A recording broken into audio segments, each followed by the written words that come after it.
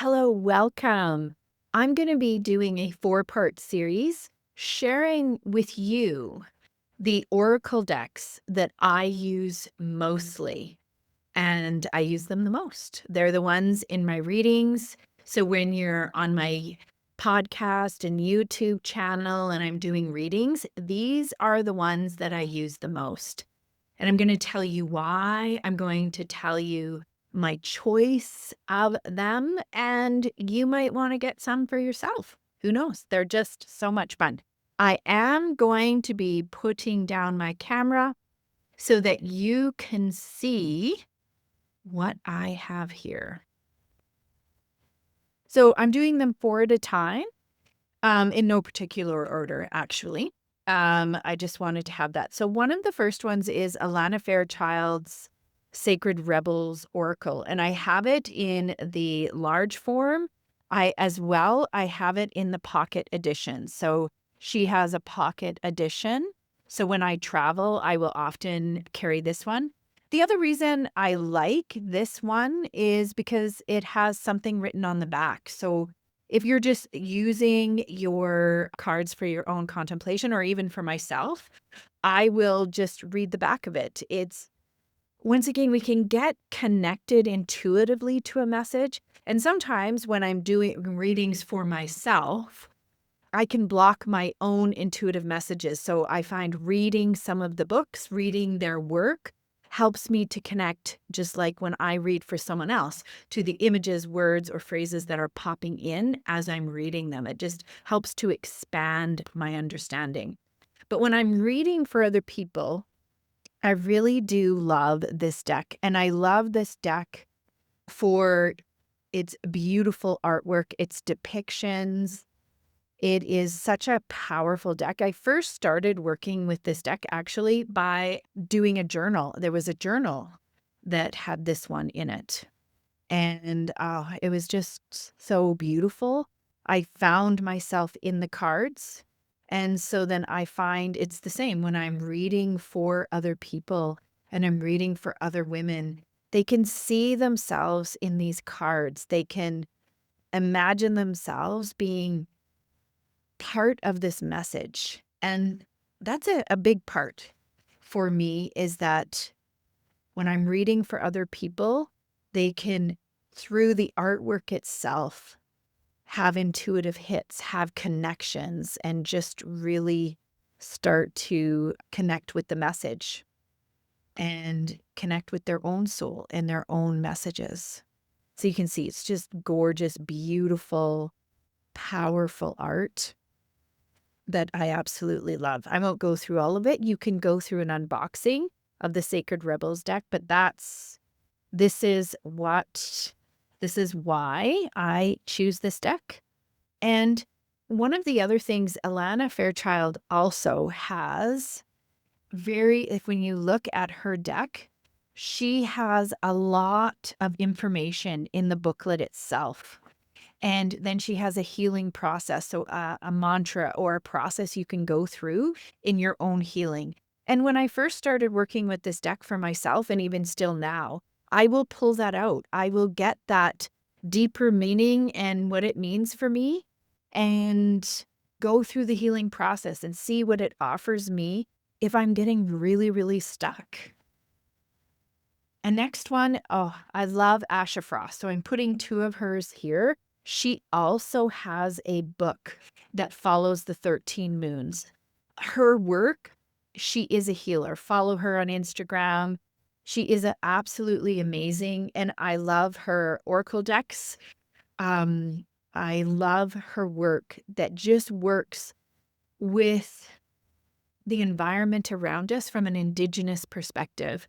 So she's really getting us connecting to Indigenous roots. And though I am now, as an ally, connecting with her Indigenous roots and understanding the land in which I live from her perspective, from the Indigenous perspective. And once again, these cards are absolutely beautiful, gorgeous, ancestral love. And I find that once again, the color, the messages that come through, They're powerful. This deck really helps me because it is the sacred medicine. It's really connecting us to the deeper part of what's happening to us and the deeper part or the message of our lives. Like as we reframe it from happening to us to happening for us, I find this sacred medicine really helps us connect with that. And it's just a beautiful deck and powerful in readings. The other thing I really enjoy about her book is she has the book and the explanation of the book, and then she has a sacred ceremony. So you could go into the sacred ceremony and you could use that ceremony in your healing, in your reflection, in your contemplation. And then she has an affirmation. So however you like to deal with yours, and there's a difference between how I deal and use oracle cards for my own development, my own contemplation, and how I do it in reading for others. So when you're reading for others, going into the book is so important because that author, that creator chose that for a reason. And she came out first with the Sacred Medicine Oracle, and then she came out with the Animal Elders Oracle.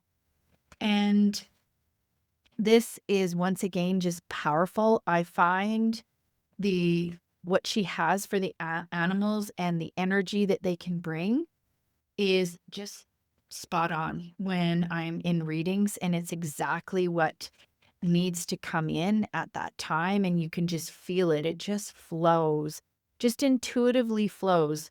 So I find this deck to be very powerful that way as I get the animals and then the animal energy that is coming with it. And once again, this deck has ceremonies, travel with the dream time, and elder dragonfly speaks. Sorry, it does not have ceremonies, but it talks about the story. It talks about the animal itself. And then it's speaking from the animal itself, just saying, this is as the elder spirit is speaking to you. This is what you can choose to connect into in the larger sense of the meaning of that card. And when you work with it one-on-one, that's for your own development. You can then contemplate. I usually will have a question and then I'll pull one of each, and it really kind of helps me and guides me. I got this one, Magical Spirit Oracle, The Brilliance of You, because I loved the sass. So I have to be honest, this one, I just love the artwork. It's really, it's just really contemporary. I like the messages. The messages are sassy. The messages are interesting, and they're true to form.